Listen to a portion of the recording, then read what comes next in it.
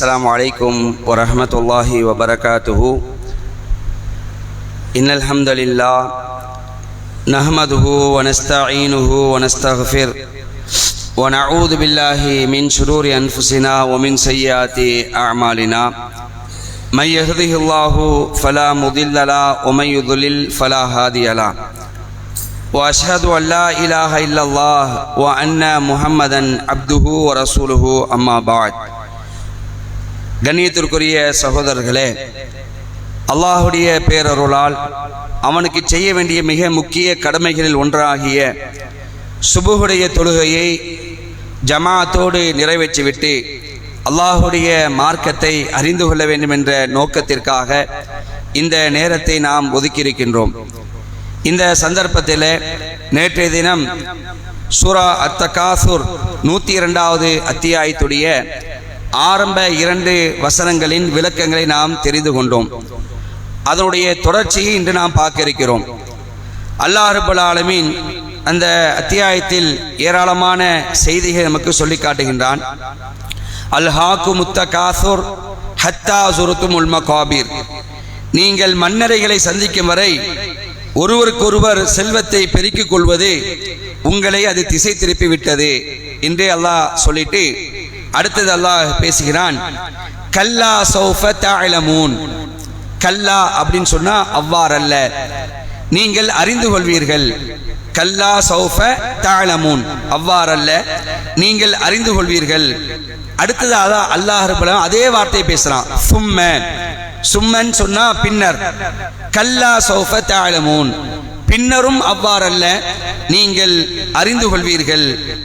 கல்லா லவ் தஅலமூன இல்மல் யகீன், அவ்வாறல்ல நீங்கள் உறுதியாக அறிந்திருந்தால்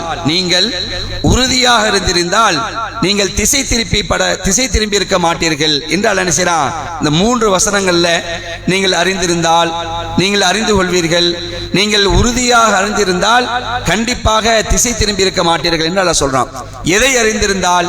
இந்த சத்திய மார்க்கம் இஸ்லாம் என்பதை, இதுதான் உண்மையான கொள்கை என்பதை நீங்கள் அறிந்திருந்தால், அல்லாஹுடைய தூதராகிய முகமது அவர்கள் அல்லாஹுடைய தூதர் தான் என்பதை நீங்கள் அறிந்திருந்தால், மரணத்துக்கு பிறகு ஒரு வாழ்க்கை ஒன்று இருக்கிறது, மறுமை என்று ஒரு வாழ்க்கை இருக்கிறது, அதை நீங்கள் உறுதியாக அறிந்திருந்தால், சொர்க்கத்தை உண்மையாகவே நீங்கள் அறிந்திருந்தால், நரகத்தை நீங்கள் உண்மையாக அறிந்திருந்தால், வணங்கப்படுவதற்கு தகுதியானவன் இறைவனாகிய அல்லாஹ் ஒருவன்தான் கடவுள் என்பதை நீங்கள் உறுதியாக அறிந்திருந்தால் கண்டிப்பாக நீங்க செஞ்சிட மாட்டீங்க, திசை திருப்பப்பட்ட மாட்டீர்கள்.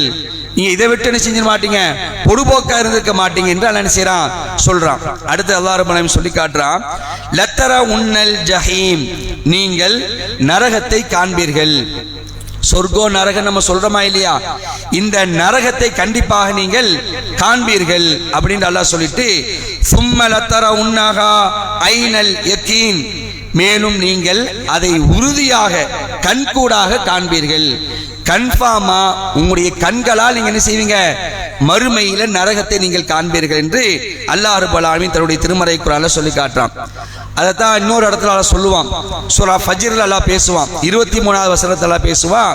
வஜீஅ யௌமைதின் பி ஜஹன்னம், நாளை மறுமை நாளில் நரகம் கொண்டு வரப்படும். மனித சமுதாயங்கள் விசாரணைக்காக நிறுத்தி வைக்கப்படக்கூடிய அந்த மஹ்ஷர் மன்றத்தில் நரகத்தை அல்லாஹ் செய்வான், இழுத்து கொண்டு வருவான். வஜீஅ யௌமைதின் பி ஜஹன்னம் யௌமைதின் யததக்கருல் இன்சானு வ அன்னா லஹு திக்ரா. நாளை மறுமையிலே அந்த நரகத்தை மனிதர்கள் பார்ப்பார்கள். பார்த்த பிறகு படிப்பனை பெறுவார்கள். ஆமா, சொர்க்கன் சொன்னாங்க, நரகன் சொன்னாங்க, ஆனா அதை நம்பாம நாம இருந்தோமே, இப்ப நரகத்தை கண்கூடா பார்க்கிறோம். அல்லாஹ் சொல்றானா இல்லையா?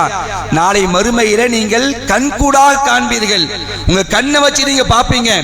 எப்படிப்பட்ட நரகம்? முழுக்க நெருப்பாலான நரகம், மிக பெரிய வேதனையை கொண்ட நரகம்.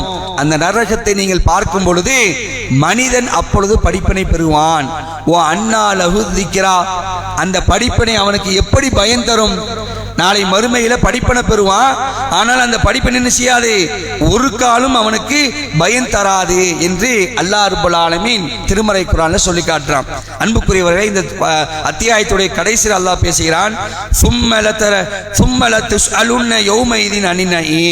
பின்னர் அந்த நாளில் நீங்கள் அருட்கொடையை பற்றி, இந்த அருட்கொடைகளை பற்றி நீங்கள் விசாரிக்கப்படுவீர்கள் என்று அல்லாஹ் சொல்லி காட்டுறான்.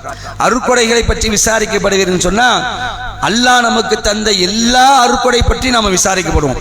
என்னெல்லாம் அல்லாஹ் நமக்கு அருட்கொடையை தந்தானோ அந்த அருட்கொடைகளை பற்றி நாம் என்ன செய்வோம், கண்டிப்பாக நாளை மறுமையில் விசாரிக்கப்படுவோம். இது சம்பந்தமாக ரசூலுல்லாஹ் ஒரு இடத்துல நமக்கு சொல்லி காட்டுறாங்க. எந்தெந்த அருட்கொடை பற்றிலாம் நீங்கள் விசாரிக்கப்படுவீங்கன்னு சொல்லும் பொழுது குறிப்பா ஒரு அருட்கொடை பற்றி ரசூலுல்லாஹ் சொல்றாங்க. நாம சாப்பிடுற சாப்பாடு, நாம குடிக்கிற தண்ணி, நாம அனுபவிக்கிறோமே எல்லா விதமான உணவுகளும், இந்த உணவு குறித்து நீங்கள் நாளை மறுமையில் விசாரிக்கப்படுவீர்கள். இது ரசூலுல்லாஹ் எப்படி சொல்றாங்கன்னா, ஒரு கட்டத்தில் இந்த செய்தி திருமீதியில் பதிவு செய்யப்பட்டிருக்கு. உண்மையிலேயே நீங்க நம்மெல்லாம் பார்க்கணும், அல்லாஹ் போல ஆலயம் நமக்கு எவ்வளவு அருள் புரிஞ்சிருக்கிறான். இந்த உணவு சம்பந்தமான விஷயத்துல அல்லாஹ் நமக்கு மிகப்பெரிய ஒரு தண்ணீரை அல்லாஹ் வச்சிருக்கிறான். நபிகள் நாயகம் ஸல்லல்லாஹு அலைஹி வஸல்லம் அவர்கள் கட்டத்துல இந்த செய்தி திருமீதியில் பதிவு செய்யப்பட்டிருக்கு. இரவு அல்லது பகல், அந்த ஹதீஸ்ல அப்படிதான் வருது, இரவு அல்லது பகல். ஒரு இரவு வேளையில வச்சுக்கீங்களேன், ரசூலுல்லாஹ் என்ன செய்றாங்க, வெளியே வராங்க. நடுநிசி இரவு நேரத்துல வெளியே வராங்க.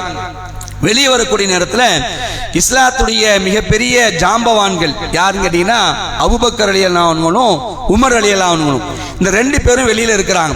வெளியில ஒரு இடத்துல உட்கார்ந்து இருக்கிறாங்க.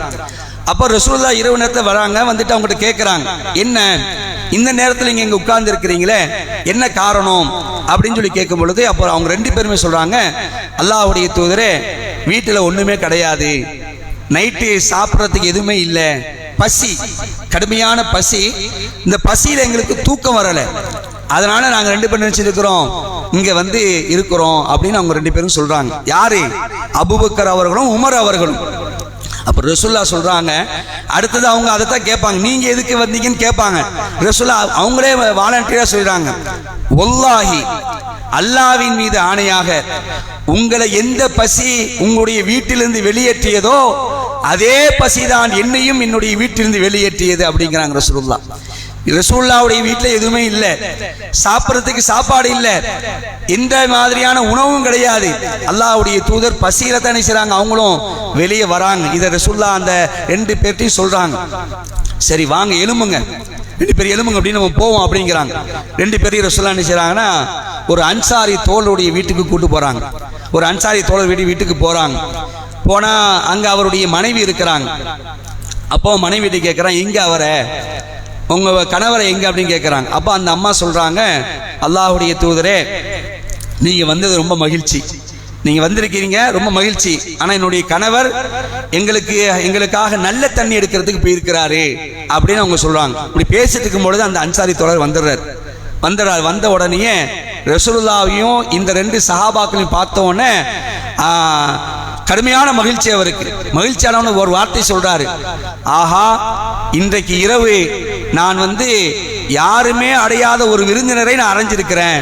ரசூலுல்லாஹ் வந்தது பார்த்தா ரொம்ப சந்தோஷப்பட்டாங்க. இவங்களுக்கு ஏதாவது நம்ம கொடுக்கணும் அப்படின்னு உடனே பிரியப்பட்டு என்ன பண்றாங்கன்னா, அல்லாஹ்வுடைய தூதர் இருங்க அப்படின்னு சொல்லிட்டு அவர் தன்னுடைய தோட்டத்துக்கு போயிட்டு என்ன பண்றாரு, ஒரு பேரீச்சங்கொலையை எடுத்துட்டு வர்றாரு. பேரீச்சங்கொலை பாருங்க, அல்லாஹ் எப்படி கொடுக்குறாங்க பாருங்க, உணவை அரியாபுரத்திலிருந்து கொடுக்குறான். அந்த சஹாபி என்ன பண்றாங்கன்னா பேரீச்சம்பழங்களை கொண்டு விற்கிறார். அதுல செங்காய் இருக்குது, பணம் இருக்குது, எல்லாமே இருக்குது. எடுத்து சாப்பிடுங்க யார ரசூலுல்லாஹ் அப்படிங்கிறாங்க. இருங்க இதையும் சாப்பிடுங்க, உங்களுக்கு நான் விருந்து தயார் பண்றேன்னு சொல்லிட்டு ஒரு ஆட்டை ஒன்று அறுக்க போறாரு. ஒரு ஆட்டை அறுக்க போறாரு. உடனே ரசூலுல்லாஹ் அந்த சஹாபிக்கு ஒரு அறிவுரை சொல்றாங்க, பால் கறக்கக்கூடிய ஆட்டை நீங்க அறுக்காதீங்க, அதை விட்டு நான் உங்களை எச்சரிக்கிறேன் அப்படிங்கிறாங்க. அது பிள்ளைங்க அதோடைய குட்டிகளுக்கு பால் கொடுக்குமா இல்லையா, ஆனா அப்படிப்பட்ட ஆட்டை அறுக்காருங்கன்னு சொன்ன உடனே சரி ஓகே அப்படின்னு சொல்லிட்டு வேற ஆட்டை என்ன பண்றாங்க, அறுத்து அல்லாஹ்வுடைய தூதருக்கும் உமர் ரலியல்லாஹுக்கும் அபூபக்கர் ரலியல்லாஹு அன்ஹுவுக்கு என்ன செய்றாங்க, சாப்பாடு கொடுக்குறாங்க. ரசூலுல்லாஹ் நல்லா சாப்பிட்றாங்க.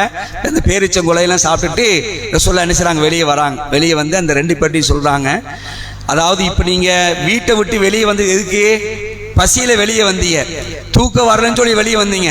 இப்ப நீங்க வீட்டுக்கு போறீங்க, திரும்பி போறீங்க. எப்போ, எதனால? வயிறு நிரம்பி விட்டது, அல்லாஹ் உங்களுடைய வயிற்றை நிரப்பி விட்டான்.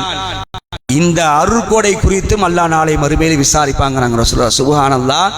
இது சம்பந்தமா அல்லாஹ் என்ன செய்வான், நாளை மறுமையில அல்லாஹ் கேள்வி கணக்கு கேட்பா என்று அந்த இடத்துல செய்றாங்க ரசூலுல்லாஹி ஸல்லல்லாஹு அலைஹி வஸல்லம். இந்த அருள்கொடை சம்பந்தமாக நாளை மறுமையில் நீங்கள் விசாரிக்கப்படுவீர்கள் என்ற செய்தியை சொல்லி காட்டுறாங்க. ஆக அன்புக்குரிய சகோதரர்களே, அல்லாஹ் நமக்கு வழங்கிய எந்த ஒரு அருளா இருந்தாலும் சரி, எல்லாமே அருள் தான். ஒஃபி அன்ஃபுசிக்கும் அல்லாஹ் சொல்லி காட்டுறான். உங்களுக்குள்ளேயே நாம் ஏராளமான சான்றாதாரங்களை வச்சிருக்கிறோம், நிறைய அருள் புரிஞ்சிருக்கிறோம். உங்களுக்கு பார்க்கக்கூடிய கண்களை தந்திருக்கிறோம், பேசக்கூடிய 2 உதடுகளையும் நாவையும் தந்திருக்கிறோம், கேட்கக்கூடிய செவிப்புலன்களை தந்திருக்கிறோம், உணரக்கூடிய அந்த உணர்ச்சிகளை தந்திருக்கிறோம். எல்லாமே அருள். இந்த அருள் சம்பந்தமாக நீங்கள் நாளை மறுமையில விசாரிக்கப்படுவீர்கள் என்று அல்லாஹ்வுடைய தூதர் ஸல்லல்லாஹு அலைஹி வஸல்லம் இந்த இடத்தை சொல்லி காட்டுறாங்க. ஆக அன்புக்குரிய சகோதரர்களே, அத்தகாசுர் என்ற இந்த அத்தியாயம் என்பது மனிதனுக்கு மிகப்பெரிய ஒரு படிப்பினையை உண்டு பண்ணக்கூடிய ஒரு அத்தியாயம். இந்த அத்தியாயத்தை நாம் திரும்ப திரும்ப ஓதக்கூடிய அந்த நேரத்தில் இதனுடைய அர்த்தங்களை ஆழமாக புரிந்து நாம் நடக்கக்கூடிய நேரத்தில் நம்ம நிச்சயம் கண்டிப்பாக நம்முடைய வாழ்க்கையை அல்லாஹ்வுக்கு கட்டுப்பட்டதாக நாம் என்ன செய்வோம், அமைத்துக் கொள்வோம். அதில் எந்த மாற்று கருத்தும் இல்லை. அப்படிப்பட்ட அல்லாஹ்வுக்கு கட்டுப்பட்டு நடக்கக்கூடியவர்களாக, அல்லாஹ்வுடைய அருட்கொடைக்கு பயந்து அது நாளை மறுமையில் விசாரிக்கப்படும் என்பதை உணர்ந்தவளாக வாழக்கூடிய நன்மக்களாக அல்லாஹ் ரப்பல் ஆலமீன் உங்களையும் என்னையும் நம்முடைய குடும்பத்தவர்கள் அனைவர்களையும் ஆக்கி அருள் புரிவானாக என்று அல்லாஹ்விடத்திலே பிரார்த்தித்தவனாக இந்த உரையை முடித்துக் கொள்கின்றேன். வா ஆஹிர் தாவானா அனில் ஹம்துலில்லாஹி ரப்பில் ஆலமீன். வஸ்ஸலாமு அலைக்கும் வரஹ்மத்துல்லாஹி